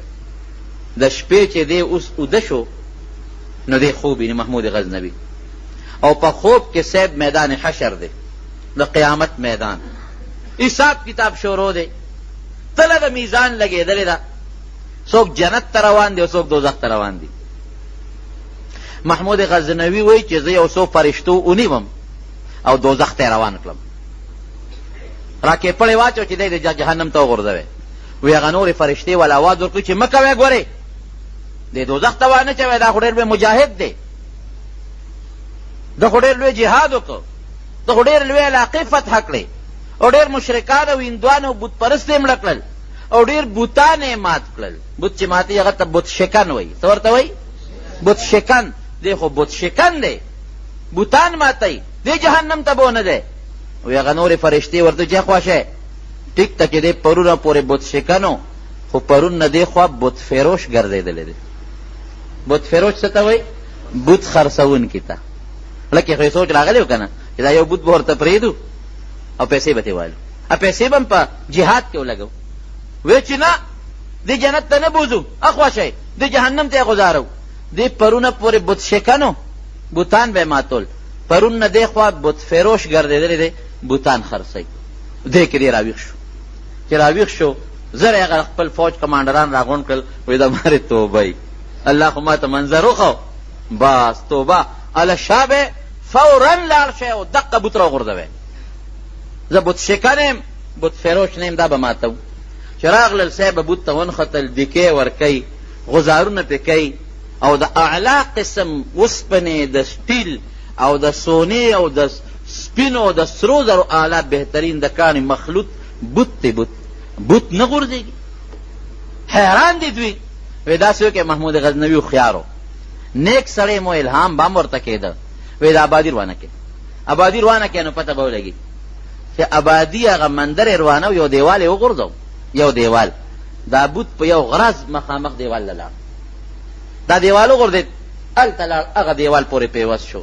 چې معلومات یې وکړل نو هغه بوت ته ګیر چاپېره متوازي انداز کې مقناطیسونه لګولي وو، لاندې مقناطیسو بره چت کې مقناطیسو، نو یو بل ته نه پرېښود، بره چې به ته لاندې به ځان ته کش کوو، چې لاندې به راته بره به ځان ته کش کوو. هغه دیوال کې مقناطیس، دلته مقناطیس، هغه دیوال کې مقناطیس، دلته مقناطیس. په داسې انداز هغه انجینرانو هغه بوت په دا منځ کې ایښودی و چې دې مقناطیسونه ټول ځان ته راښکه، نه بره تلی شو، نه لاندې تلی شو، نه دې خوا تلی شو، نه خوا تلی شو، او خلکو ته به یې وی راشئ دې ته خدای وایي چې دا منځ کې یې ځان دی. زمارونو دغه محمود غزنوي رحمه الله، زه ورته رحمه الله ځکه ویم چې مجاهد بادشاه دی، بوت پیروش نه دی، بوت شکن دی. هغه د شپې ګرځېده او د دې خپلو رعایاو خبر به یې غشته، لکه عمر فاروق رضی الله عنه چې به د شپې را ګرځېده، په دې لارو کوڅو کې به چکر لګو، د چا څه حال دی، څوک اوږې دی، نار دی، تکلیف شته که نشته، ده به هم چکر لګو. دی وایي زما په زړه کې 3 سوداګانې وې، 3 شکونه مې و. یو شک مې په زړه کې ده، زه د خپل پلار سوچه زویم، اکارمونه یم، هېڅ پته نه لګي، هسې نه مور مې چې د غلطي نه کړې، د بل چا زوی نه یم، چې دا پلار زما خپل دی، د هغه خپل سکه زویم، او که نه مور مې چې سړي ته بچي ته څه پته لګي، مور مې غلطي نه کړې. یو مې دا سودا وه. دویم مې دا سودا وه چې ما به الله وبخي که نه. واقعي خبره ګورې مشکله ده، موږ به د الله نه امید ساتو چې یا الله ته به زموږ مغفرت کوې، دا به د الله نه امید ساتو، خوله کې به یاره هم ساتو، ګورې هېڅ پته نه لګي، هېڅ پته نه لګي. نبی کریم صلی الله علیه وسلم فرمایي وی ډېر کله ته د یو انسان او د جنت په منځ کې به یو لیش مزل وي، یو لیش، او داسې کار به تي وشي چې د جنت په ځای به جهنم ته وغورځېږي، یو لیش مزل. او ډېر کله ته به د یو انسان او د دوزخ په منځ کې یو لیش مزلي، یو لیش مزل، او داسې کار به تي وشي چې د دوزخ په ځای به جنت ته لاړ شي. مولانا اشرف علي تانوي رحمت الله علیه واقع لیکلې ده، په دمشق کې جامع مسجد دی شام کې، هلته خو مسلمانان هم اوسېږي او یهودیان هم اوسېږي، اوس هم دا حال دی. نو جامع مسجد کې یو مناره لګېدلې وه، دا لوډ سپیکر خو هغه زمانه کې وې نه، نو مؤذن به د هغه منارې په سر کې بانګ وي. او زمونږ دا فقها لیکي چې که یو سړی په یو کوټه کې بانګ وي که نه، د منارې سر د یو کوټه ده، نو که دی د حی علی الصلاة او حی علی الفلاح دپاره د هغه کړکۍ نه بار هم سر وباسي نو بهتره خبره ده، جایز هم دي بلکې بهتره خبره هم ده چې خلکو ته آواز ورسېږي. دا بوډا بابا د شپېتو او یو اتیو کالو مثلا ده به په هغه مناره کې بانګ ویښته به، بس مؤذن دی بانګي دی، نو چې حی علی الفلاح دپاره به حی علی الصلاة دپاره به دې طرف ته مخ د منارې د کړکۍ نه وویسته، او د حی علی الفلاح دپاره به هغه بله کړکۍ کې سر وویسته چې خلکو ته آواز ورسېږي، خلک منځله راشي. وی حسب معمول یو ځل بانګ وی چې بانګ یې وی او د حی علی الفلاح دپاره د جومات د هغه منارې نه ګس طرف ته سر وویسته، نو د هغه جومات په څنګ کې په دې منارې د ویښ کې د یو یهودي کاکا کور یهودي اوسېده، د هغه په دې کور کې یو جینۍ وه، په هغه جینۍ نظر ولګېده دې حی علی الفلاح سره چې بانګ یې ختم که. انسان د شیطان په دا زړه کې نبی علیه السلام فرمایي ان الشیطان یجري من الانسان مجرى الدم، چې شیطان د انسان په دې رګونو کې داسې ګرځي لکه وینه چې ګرځي وینه. نو شیطان دوکه که خطا که سپینګیري سړی دی چې بانګ یې خلاص کا کړکۍ کې سر داسې لاندې کړ، جینۍ ته ګوري، پیغله جینۍ دی ورته ګوري، چې ورته ګوري نو هغه جینۍ په نظر شوې دی، هغې ورته وکتل، وی بابا څه کوې؟ پردو کورونو ته ګوري، اخره کې خدای لیوانې کړې، پردو کورونو ته ګوري، دی ورته هماغسې نیغ نیغ ګوري. هغې والا بیا آواز ورکړه بابا خدای ته وګوره څه کوې پردو کورونو کې ګورې، ذات نیک نیک وخت خپل بانګونه د خپل جومات کې منځونه کوه، ته اوس پردو کورونو ته څه لګورې؟ بوډا بابا ورته وی بانګي مؤذن وی یاره جینۍ ډېره زیاته مې خوښه شوې چې مې ولیدې نو مینه مې در سره پیدا شوه، ډېره زیاته مې خوښه شوې. او ورته وی خدای ته وګوره، ځان ته مو ګوره او ما ته مو ګوره، ته خو دا یو اتیو کالو بابا یې، د نوسو نه پس چې وینه هغې ته مونږ کړوسۍ وایو، تاسو ورته څه وایې؟ کړوسۍ ورته وایي. زه خو ستا د نوسۍ او د کړوسۍ په ځای یم، ته خو ما د نیکه نام زیاتې، خدای ته وګوره ما هم مه شرموه، اوس به کور ته پلار مې راننوځي، رور به مې راننوځي، مسله به پېښه شي، زه خدای لپاره خپل بانګونه دې وایم. دې ورته وایي چې نه که نه داسې نه کوو، ګناه به نه کوو، ناروا به نه کوو، زه تاله د نکاح پیغام در کوم، ما سره نکاح وکړه، ته مې ډېره خوښه شوې او ما سره نکاح وکړه. مولانا اشرف علي تانوي رحمت الله علیه دا واقع ډېره د عبرت لیکلې ده د دې حدیث په رڼا کې. جینۍ ورته وایي چې ته ځان ته مه ګوره، نکاح خو چې څوک کوي نو عمر برابري یا که فرق یو 4-5 کاله فرقي، نو ته خو ته ما د نیکه نام زیاتې او زه خو ستا د نوسۍ نام زیاتې، خدای لپاره دا څه کوې؟ خیر دې لګیا دی ورته، او دا د عشق او د محبت دا بوت چې په سړي سور شي بیا ته حیا متختی، دومره هم بېوقوف نه پوهېږي چې دا زه خبرې کوم د هغه 4-5 چت د منارې نه خو دا کلې ټوله اوري، په دې سوچ اوس خوار نه دی. مجنون به لیلا پسې په کوڅو کې ګرځېده، نه به ځان نه خبرو، سپو به هم پې چکونه لګول، نه هغې نه خبرو، نه د نور نه خبرو. مونږ وایو مونږ په خدای عاشقان یو او مونږ په پیغمبر عاشقان یو، دا وایو که نه وایو؟ او مونږ عاشقان، خو که عاشق ته وایي چې مانځله راځه، یاره جي ګرمي ده که نه ښه ماسخوتن به وکړو، هلکه مونځ وخت دی او صادر ترې راکاږي چې پاسه نیکبخته سبا بانګې ووایي مانځله راځه، دې صادر نور هم عاشق ځان باندې راکاږي. عاشق دې ته نه وایي، عاشق به د الله او د رسول په محبت کې بیا بړستن هم غورځوي، نور به هم نه پېژني، یخني به هم نه پېژني، ګرمي به هم نه پېژني، ته عاشق وایي. الله دې مونږ کې حقیقي د الله او د رسول عشق پیدا کړي.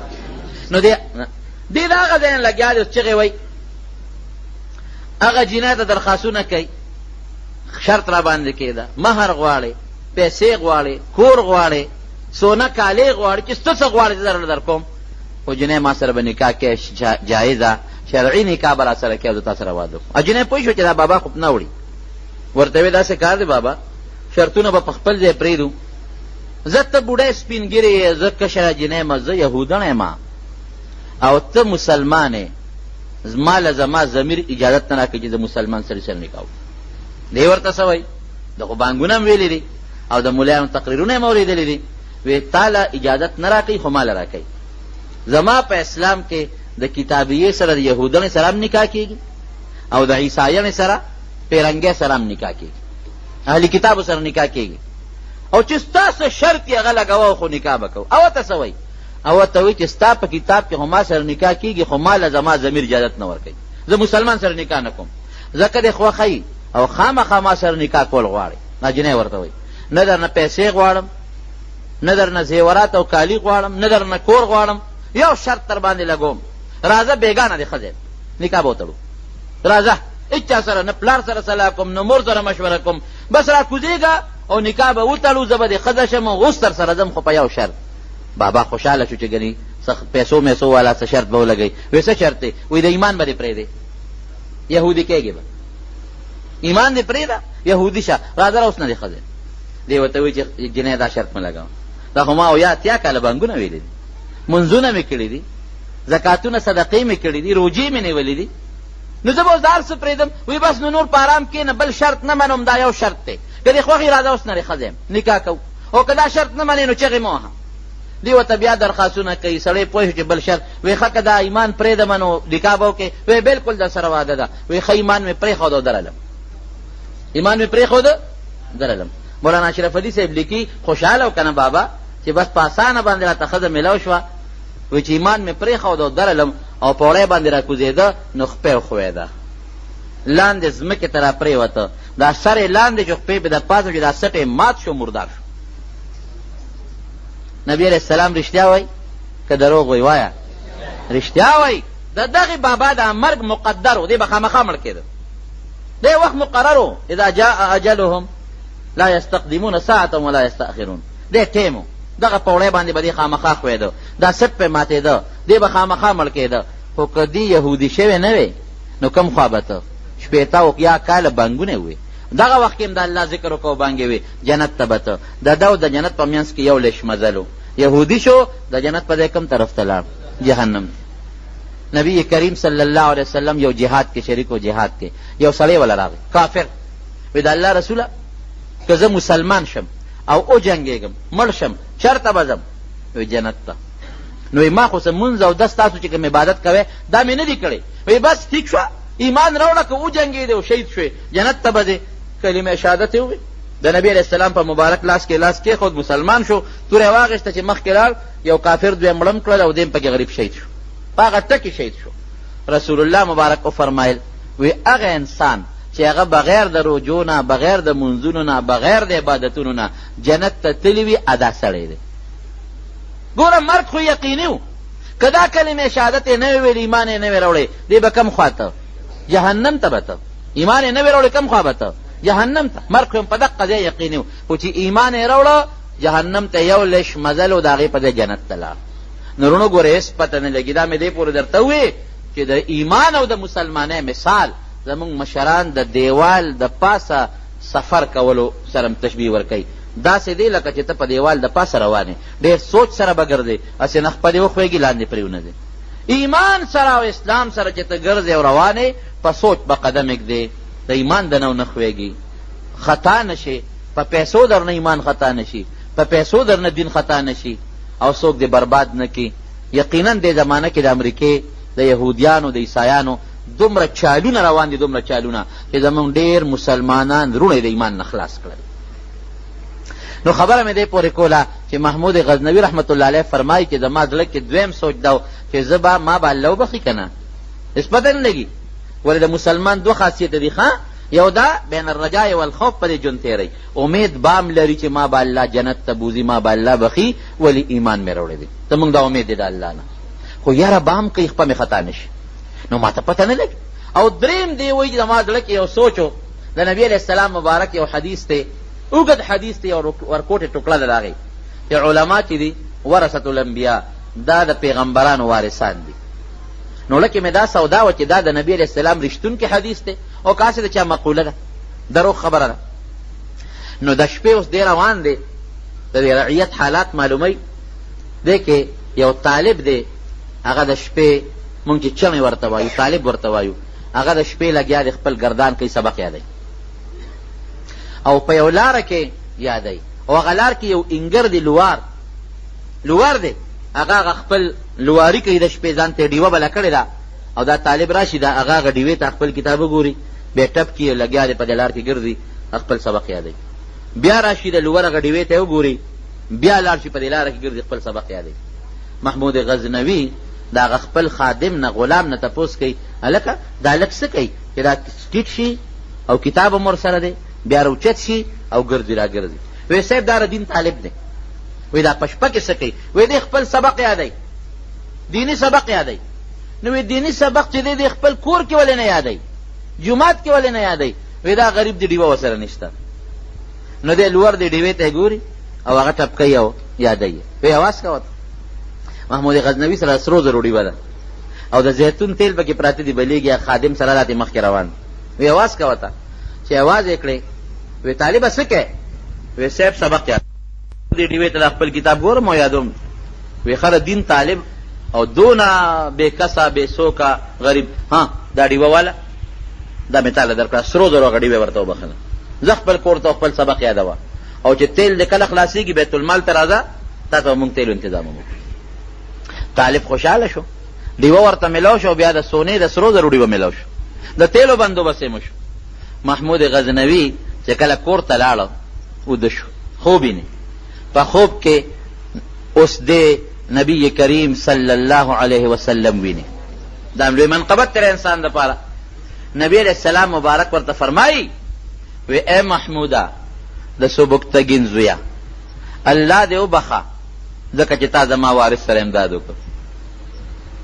اے محموده د سبکتګین زویه الله دې وبخه ځکه چې زما وارث سره امداد وکړ چې دې د خوب راپاڅېده او سوچ وکړه وی د هغه درې واړو شکونو جواب مې وشو لومبې شک مې ده چې زه د خپل پلار سوچه زویم او کارمونه هسې نه پلار مې بدل نی مور مې روانې نه کړې نو نبی علیه السلام راته د خپل پلار نوم واغېسته چې ای محمود رسوبکتګین زویه نو پته ولګېده چې پلار خو مې خپل دی دویم شک مې ده چې ما به الله وبخي که نه نو راته یې دعا وکړه چې الله دې وبخه نو چې پیغمبر علیه السلام چاته دعا وکړي چې الله دې وبخه نو د پیغمبر علیه السلام په دعا کې بیا څه شک او شبه ده او دریم دا چې راته یې وی چې تا زما وارث سره امداد وکړه نو زما دا شک و چې دا حدیث چې علما د پیغمبرانو وارثان دي دا د نبی علیه السلام حدیث دی که نه دی نو طالب ته یې ګوره خپل وارث ووی وی زما وارث سره د امداد وکړه نو چې طالب د پیغمبر علیه السلام وارث شو دا د استاد چې عالم دی اخو یقینا خامخا وارث شو یو طالب سره تعاون امداد وکړو الله ورته درې واړه شکونه ختم کړل د نبی علیه السلام دیدار ورته الله نصیب کړ او بل بیا ورته ثابته کړه چې دا حدیث چې العلماء ورثة الانبیاء دا زما رښتونې مقوله ده دا زما رښتونې کلام دی زما حدیث دی چې علما زما وارثان دي او ورونو دا ګوره حقیقت دی وارث څه ته وایي دا به تاسو اورئ چې علما د پیغمبرانو وارثان دي عقلي دلیل درته ووایم وارث دې ته وایي چې د پلار نه کم مال پاتې شي او څوک یې په قبضه کې واخلي هغه د پلار وارث د پلار د مور د خور هغه طریقه چې هغه نه مرګ نه څه پاتې شي هغه چاته میلو شي هغې ته موږ وارث وایو د نبي علیه السلام نه څه پاتې شوي دي حضرت عایشه صدیقه رضی الله عنها فرمایي نه سره زر نه سپین زر نه کورونه نه بل څه ځکه فرمایلی یو چې ما نه څه پاتې شي بره بیت المال زما مال به زما په میراث کې نه دي او مال کم ځای چې وفات کېده نو زغره یو یهودي سره ګاڼه وه خپلو بچ اهل و عیال او بیبیانو لی اوربشې قرض اغشتې وې زغره یې ورکړې وه چې دا پیسې درکړم دا زغره به بیا ما ته راکړي او په کومو جامو کې چې د نبی علیه السلام مبارک روح قبض شوی حضرت عایشه صدیقه رضی الله عنها یو صحابي فرمایي وی عایشه صدیقه رضی الله عنها ما ته یو صادر راوړو عبدالله ابن زبیر فرمایي دی خورایې دی چې عبدالله ابن زبیر فرمایي وی عایشه صدیقه زما ترور ما ته یو غټ صادر راواغېسته د خامتا صادر و خامتا خو پیژنئ تاسو کنه دا مالوچونه چې جوړېږي د خامتا صادر و د خامتا صادر یې مال راواغېسته او هغې ته غټې غټې ټوټې لګېدلې وې جناب غټې غټې ټوټې ورته لګېدلې وې مضبوطې مضبوطې ډبلې ډبلې ټوټې وی ما ته وایي بچې خورۍ راشه یو شی درته وښیم وی چې ورنږدې شم وی ما ته وی دې صادر ته وګوره چې دا ټوکړې ورته لګېدلې دي د دواړو جهانو سردار محمد رسول الله صلی الله علیه وسلم په دې صادر کې روح اسمان ته تللی دی مال کم ځای دولت کم ځای او که ته وې چې یاره وبه او میلاوېده به نه میلاو به شو همدغه مرض وفات کې مونځ یې وکړه مونځ یې وکړ او په تلواره باندې کور ته لاړ. د خلکو په دې اوږو یې قدمونه واخیستلو، داسې په تیزۍ کور ته لاړو چې صحابه حیران شو چې دا نبي علیه السلام دومره په تلوار کور ته ولې لاړ. او چې کور ته لاړ واپس راغی نو صحابو ته فرمایي وی تاسو به هم محسوس کړي چې زه ډېر په منډه کور ته لاړم. وی او د الله رسوله وی دا ما له چا د سرو زرو یو ټوټه راوړې وه، هغه مې کور کې تاخچه کې ایښودې وه، مې یېره شوه چې مونځ مې وکړه یاده شوه. وی ما وی پیغمبر له دا نه دي مناسب چې د هغه په کور کې د سره زرم شپه وکړي. نو زر مې منډه کړې او حکم مې وکړه چې دا صدقه کې خیرات کې. نو بیا رالم تاسو سره کېناستم. مال برات ته خو ایساره به نه، په هغه سات به یې ویشه. هغه صفت الله په بیبیانو کې مې ښودی و. عایشه صدیقه رضی الله عنها عبدالله ابن زبیر رضی الله عنه ورته بلا اشرفی راولېږلې، بلا اشرفی او روجې ده او مازدیګری دی چې راویلېږلې خادمې ته وایي اله شابه راشه شکرۍ ډکوه وویشه. هغې شکرۍ ډکوله او په دې غریبانو باندې ویشله، خلاص وشي پیسې. لږ ساعت پسې د ماښام بانګ وې، خادمې ته وایي وی راوړه که نه چې روجه پې ماته کړو. وی څه دي مونږ کریس هم نشته. خادمه ورته غوسه شوه، ورته وی ګوره 1 روپۍ به رتې پرېښې وه، نو په هغې به اوس مونږ ځان له روجه ماتې برابر کړې، روجه هم ماته کړې وه، نو تا ما ټولې خیرات کړې. نو دې ورته وخندل، وایي هغه وخت به دې راته یاده کړې وه که نه، 1 روپۍ به مې پرېښې وه، اوس ماته یادې. هغه سخاوت ته نبي علیه السلام بیا بیبیانو ته هم منتقل شوی، سخي. نو نبی علیہ السلام مبارک نه سره زر نه سپین زر هیڅ هم نه، ترکې څه وه؟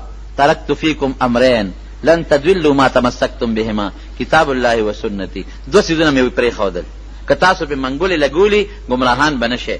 یو د الله کتاب او یو د پیغمبر علیه السلام سنت. څه څیزونه دې پاتې دي د نبي علیه السلام نه؟ لږ جواب راکې.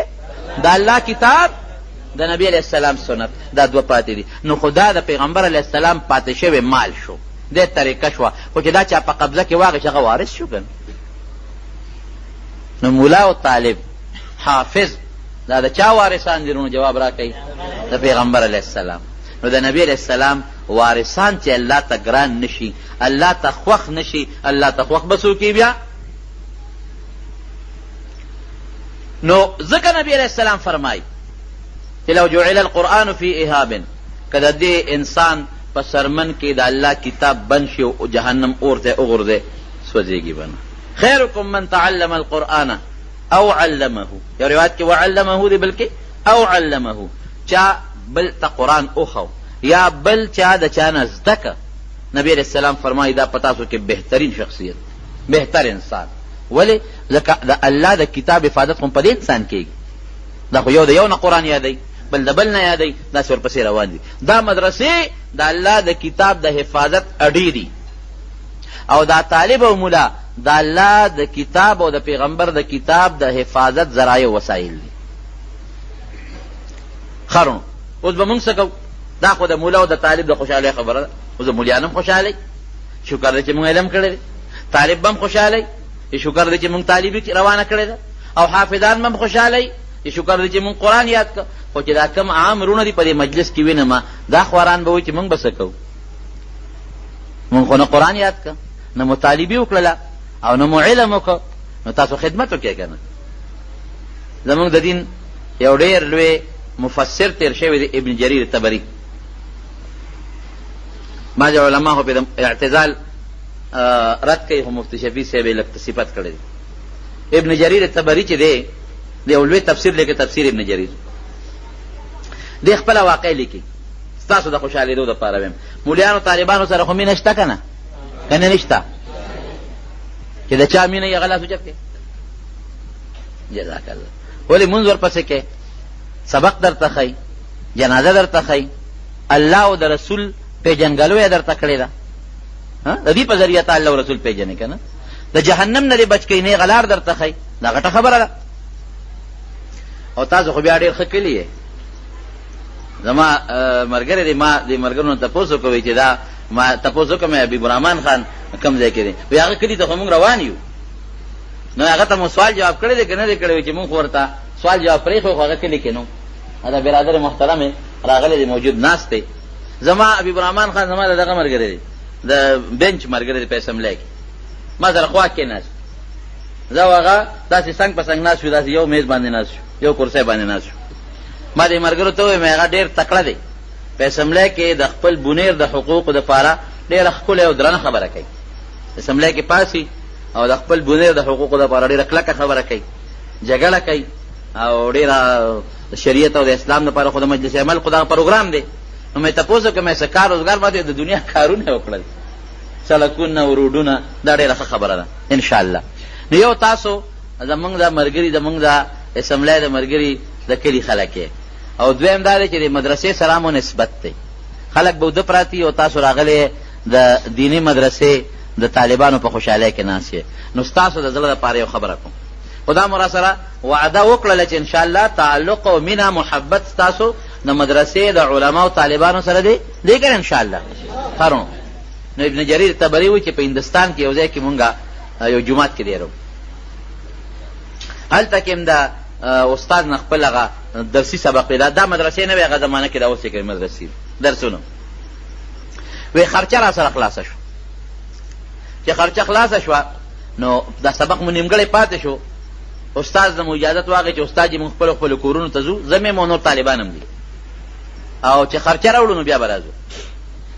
ډېره ښه ده چې بسترې هم په اوږو کړئ او د جومات نه بار ووتو نو هلته کې یو یهودي کاکا و، د هغه دوکان د دې جرنل سټور چې ورته وایي دا تیل مالګه او دا غوړي مړي او دا شیدونه چې خرڅوي، دا دوکان و. نو هغه یهودي کاکا بوډا سپینګرې بابا دی، هغه را پاڅېده چې طالبانو څه کوئ؟ مونږ ورته وایي چې مونږ کلي ته ځو. سبق هم خلاص شو؟ مونږ ورته وایي چې نه سبق خو نه دی خلاص. بیا ولې ځې؟ مونږ ورته وایي چې یاره زمونږ خرچه خلاصه شو، زه خپل کلي ته بچي به مو وینو، مور و پلار به مو وینو او خرچه به راوړو نو بیا به راځو.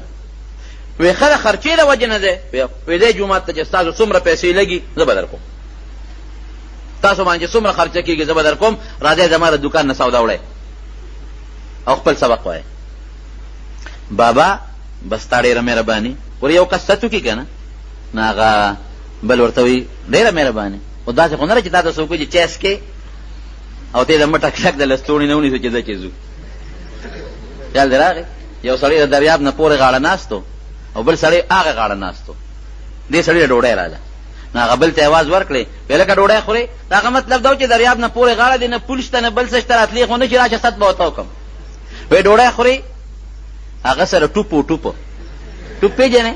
هغې له پوکې ورکړه ویې پړساو او پرې راسور شو را پورې وت. دی وایي خدای داسې په مصیبت واړېدم. وایي کوم ځای کښېنم؟ او ته وایي کوم ځای کښېنم؟ وایي په دا خوله د پاسه کښېنه چې تا ته ما د ډوډۍ ست کړی. نو یو که درته ست کوي بل ورسره ګزاره کوي. نو خبره مې دې پورې کوله چې هغه ورته ست وکړه، دی ورته وایي نه ډېره مهرباني. وایي نه ټوکه در سره نه کوم، زه یې را بسترې مو. دی بیا حیران شو، یو بل ته ګوري چې دی خو یهودي دی، مونږ خو مسلمانان یو، دی مونږ څنګه جومات ته واپس کوي؟ اپې پوه شو. وایي داسې کار دی چې زمان په یو آسماني کتاب باندې ایمان دی، یهودي ورته وایي په تورات مې ایمان دی، او تاسو هم یو آسماني کتاب زده کوئ چې قرآن دی. زمونږ کتاب هم آسماني ستاسو هم آسماني، بس دا زما دپاره ما په ځان لازمه کړې ده چې زه جومات ته وخېجول، بسترې ورته خوله وکړې راځئ او سودا زما له دوکان نه وړئ. د دیوان لا ډېره خبره، هغه سودا به یې د دوکان نه وړله، سبق اخلاص شو. اخلاص شو نو بیا راغلل ورته ویې کاکا تا هغه خپل کتاب راوباسه چې څونه خرچه دې په مونږ کړي چې مونږ کور ته لاړ شو چې هغه درته راولېږو. وایي ما خو نه ده لیکلې.